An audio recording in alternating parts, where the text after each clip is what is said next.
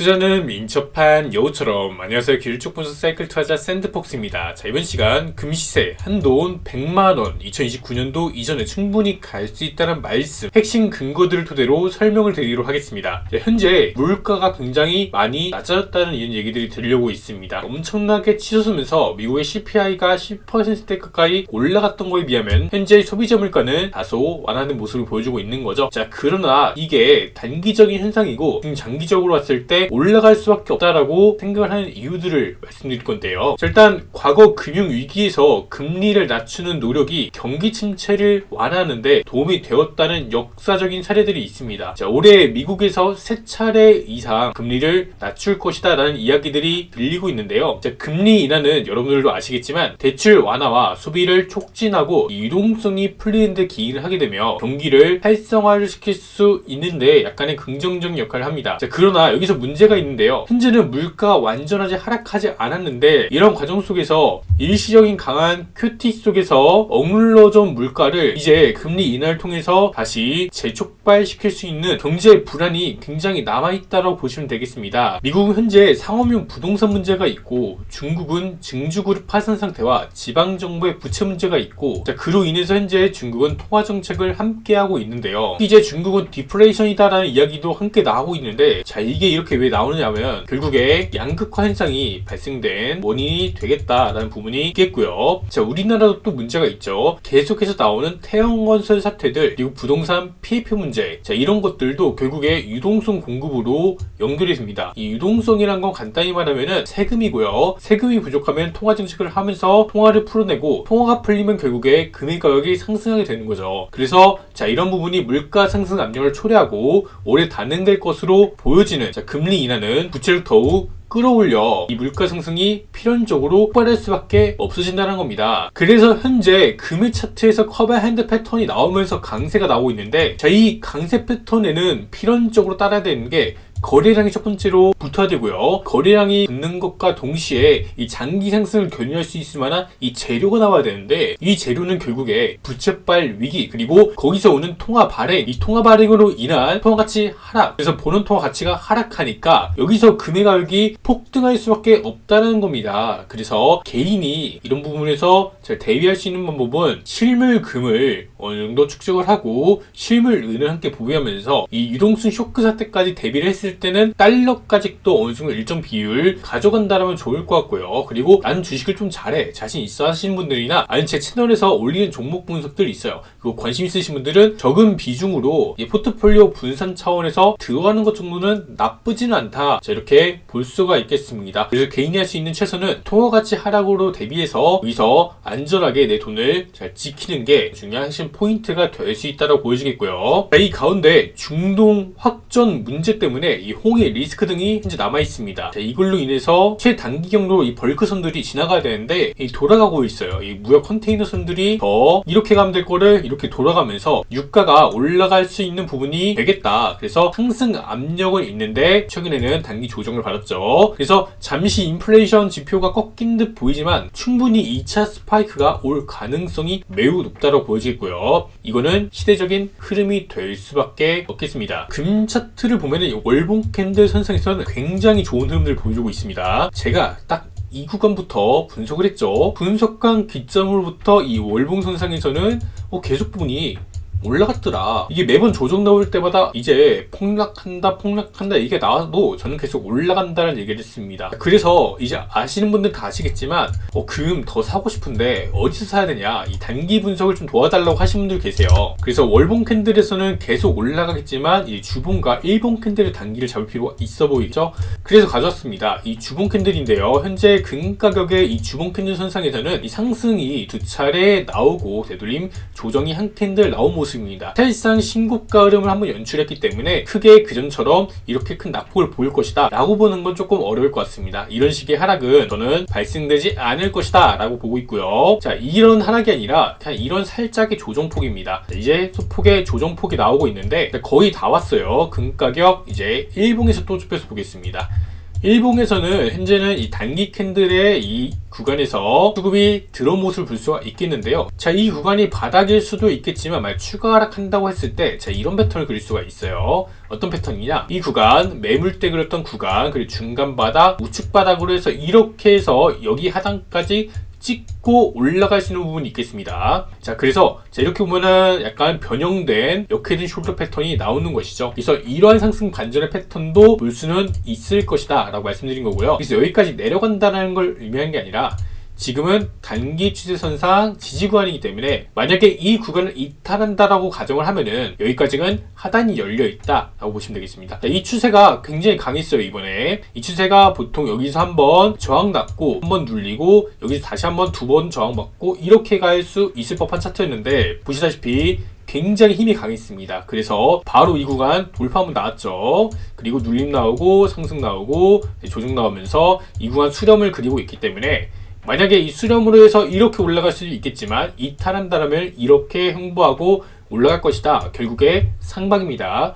국제 금시세는 결국에 폭등할 것이고요. 그래서 미리 쌀 때 대비해야지 올라오고 나서 나 이제 금 사야 돼 하면은 안 된다는 겁니다. 그래서 금은 언제나 좋아요. 언제나 좋고 이런 부분들 잘 대비를 할 필요성이 있겠습니다. 굉장히 좋은 흐름들 보여주고 있고 자, 은도 마찬가지로 이제 못 올라간다. 이제는 JP모건이 숏을 추가했기 때문에 못 간다 이런 얘기들이 굉장히 많아요. 단기적으로는 JP모건이 숏을 추가해갖고 약간의 조정 캔들이 나올 수는 있겠지만 얘들이 숏을 추가한다고 무조건 성공한 것도 아닐 뿐더러 그리고 현재는 얘들 계속 숏 쌓을 때마다 반등 다시 일어났어요. 숏 쌓았더니 반등이 일어났더라. 숏 쌓았더니 반등이 일어나고 숏 쌓았더니 반등이 일어났더라. 이런 부분이 있겠습니다. 지금 또 숏 쌓였으니까 이제 또 어떻게 된다? 반등이 일어나면서 상승을 일어날 수 있는 것이죠. 기본적으로 숏이 쌓였을 때는 매수하기 굉장히 좋은 타점이었다라는 게 있겠습니다. 숏이 쌓여가는 과정에서는 다행히 이게 눌러지니까 단기 조정은 발생할 수 있겠는데 JP모건이 눌러서 못 간다라고 생각하면은 이 은투자는 적합하지 않을 수가 있겠다라는 거. 우리 지금 장기적으로 봐야 되고 쌀 때 사야 되는데 이런 과정 속에서 이 구간 굉장히 매력적인 지지 레벨이다. 그리고 이 구간 이렇게 해서 쌍바닥으로 보면서 올라갈 경우도 굉장히 보입니다. 그래서 차트 굉장히 지금 좋은 흐름들 보여주고 있다라는 거. 특히나 이 12년간의 저항 트렌드 한번 돌파가 나오는 유의미한 캔들이 발생됐어요. 그렇기 때문에 돌아온 장세에서는 이 구간 돌파하면은 충분히 35불 레벨까지 또 은캔들에서 우리는 볼 수가 있을 것이다. 이렇게 말씀을 드리는 바입니다. 자, 그러면 달러는 어떻게 될까요? 여러분들 현재 이 원달러 환율 달러 투자하고 계신 분들도 굉장히 많은데 자, 일단 달러 같은 경우는 이번에 반등이 조금 시원하게 나와줬습니다. 그래서 이 구간 중단 부분까지는 만약에 안착해서 매물 그려준다면 추가적으로 이렇게 올라갈 수 있는 부분이 있어요. 그러나 만약에 현재 금 가격이 이렇게 올라가면서 달러가 떨어진다고 봤을 때 하단을 1200까지 열어놓을 필요성이 있겠고 결국에 이렇게 여기서 더블바닥 그리면서 이렇게 올라갈 수 있는 부분들이 있겠습니다. 그래서 달러도 원화 대비 달러가 더 강한 흐름을 보여주고 있기 때문에 자, 이런 부분에서 앞으로를 대비했을 때 원화보다는 달러가 조금 더 안전하고 특히나 가격 밴드는 과거에 비해서 많이 올라갈 수밖에 없다. 이런 말씀을 드리는 바입니다. 왜 그러냐? 현재 미국 연방정부 셧다운 이야기가 계속 나오고 있습니다. 그래서 올해 회계연도 예산안은 1조 6,600억 원으로 합의를 봤다는 내용들이 나오고 있는데요. 현재 미국은 재정을 너무나도 과도하게 사용하고 있어요. 이거를 그냥 사용하냐? 그게 아니라 채권 발행을 통해서 사용하고 있는 거죠. 자, 이런 부분들이 굉장히 큰 문제가 되겠는데 자, 이런 과정 속에서 경기 침체가 나온다라는 이야기들도 나오고 있습니다. 그래서 금리 인하를 미루게 되면은 경기 침체가 닥칠 것이다. 그래서 현재는 돈도 굉장히 좀 많이 다시 풀리고 있는 모습들을 보여주고 있고 금리 인하를 통해서 어떻게 보면은 양적 완화를 하려고 하는 모습들이 계속 진행 중에 있다라는 부분이 있겠습니다. 이런 과정 속에서 재정 감축을 안 하면 결국에 인플레는 재발될 수밖에 없는 것이죠. 인플레이션은 어떻게 보면은 그동안 억눌러 왔었고 겨우고 이제 잠나 했는데 이번에 이제 금리 인하한다는 소식들이 들려오면서 다시 재발될 가능성이 매우 높아졌다고 볼 수가 있는 겁니다. 그런 가운데 이제 전쟁 사태들이 추가적으로 미국의 군사비 지출에 영향을 끼치기도 하고요. 홍해 리스크에 따라서 해상 운임이 상승하는 등 자, 이런 부분들이 국제 유가의 상승과 그리고 물가 상승에 직결적으로 연결이 된다라고 볼 수가 있겠고요. 자, 이런 가운데 이스라엘의 62발의 보복을 했다라고 하면서 중동 확전 위기가 다시 한번 재조명되고 있습니다. 이런 게 다 국제적인 비용 증가로 이어지기 때문에 큰 문제가 있다라는 거고요. 썸에 깔린 지구촌이다. 국제 발행 팬데믹 이후 최대 빨간불이다 라는 이야기도 함께 들리고 있습니다. 국제 발행이 되면은 이게 돈이 풀린다 이런 얘기가 되겠죠. 그래서 올해 국채 발행 4조 달러 예상된다 라는 소식도 함께 들려오고 있습니다. 거의 한 5천조 규모인 건데요. 어마어마하죠. 5천조면은 과거 우리 코로나 양적 완화 시기 있잖아요. 그때만큼 돈이 한 번 더 풀릴 수 있다라는 겁니다. 이게 돈이 그렇게 풀리면 여러분들 아시겠지만 물가는 굉장히 폭발적으로 올라갈 수밖에 없어지고 결국에 뭐 상업용 부동산이 무너지거나 자 이래도 결국 통화 발행은 이어집니다. 통화 발행은 즉 어떻게 된다? 금리 상승. 그러면 디레버리징하면 되지 않느냐라고 볼 수가 있겠는데 지금 세계가 전쟁도 하고 그리고 돈이 필요한 곳이 너무 많아졌어요. 특히나 양극화 현상까지 벌어지고 있기 때문에 세금도 원활하게 거쳐지지가 않는다라는 부분이 큰 리스크가 되겠습니다. 그래서 통화량은 더욱더 앞으로도 풀릴 가능성이 높고요. 이런 가운데 징주그룹이 파산했고 금융사 연쇄도 우려도 걱정된다 이런 얘기 들려오면서 국내 경제도 악재다라는 소식이 들려오죠. 중국 경제가 안 좋으면 당연히 우리나라 수출에서 중국에 차지한 비중이 30%가 넘기 때문에 이런 부분에서 굉장히 부정적으로 볼 수가 있는 거고 현재 회복되는 과정이 있는 다시 한번 꺾이게 된다면은 우리나라 경제 굉장히 안 좋은 상황에서 더 안 좋게 될 수 있는 부분이 있겠습니다.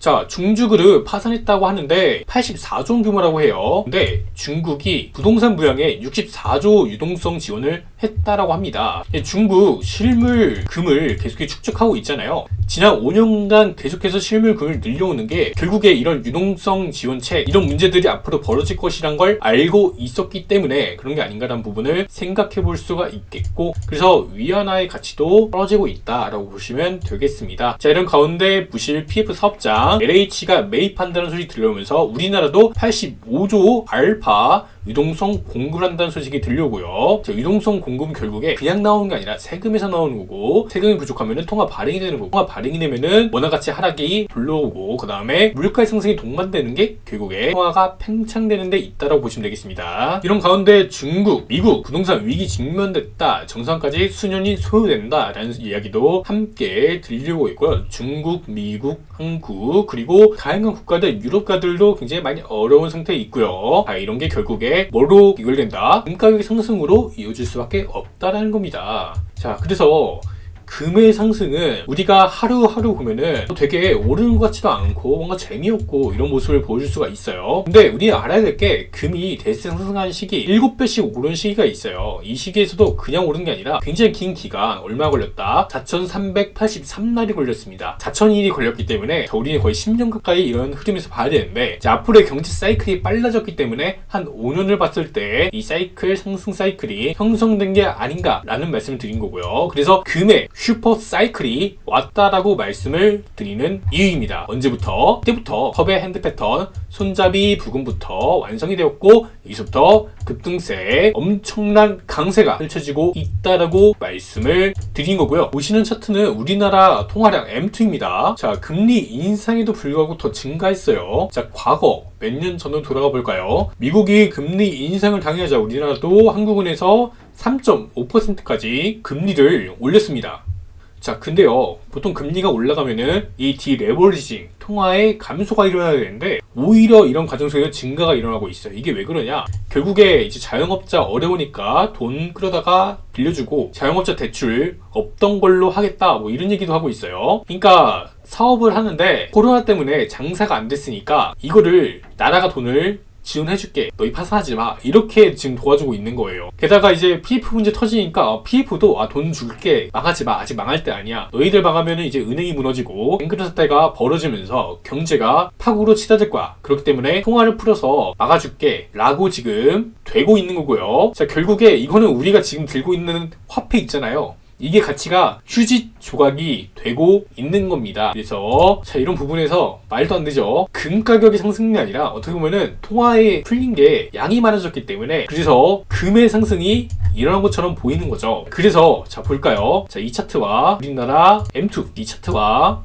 우리나라 M2 통화 공급량 보면은 결국에 앞으로도 통화량이 더 증가될 것이기 때문에 이런 부분에서 금 가격의 상승이 일어난다. 그러니까 내 자산을 안전하게 지키고자 한다면 금만큼 좋은 게 없고요. 그리고 금이 대세 상승한 시기에는 은은 후속적으로 굉장히 빠르게 올라갈 수가 있겠다. 그래서 은이 상승한 시기에는 한 11배 정도의 상승세가 일어났고 금보다 한 2.5배 정도의 더 큰 상승세가 일어나니까요. 자, 이런 부분도 있겠다. 그래서 여러분들 잘 대비하시고요. 오늘 하루도 고생 많으셨습니다. 감사합니다.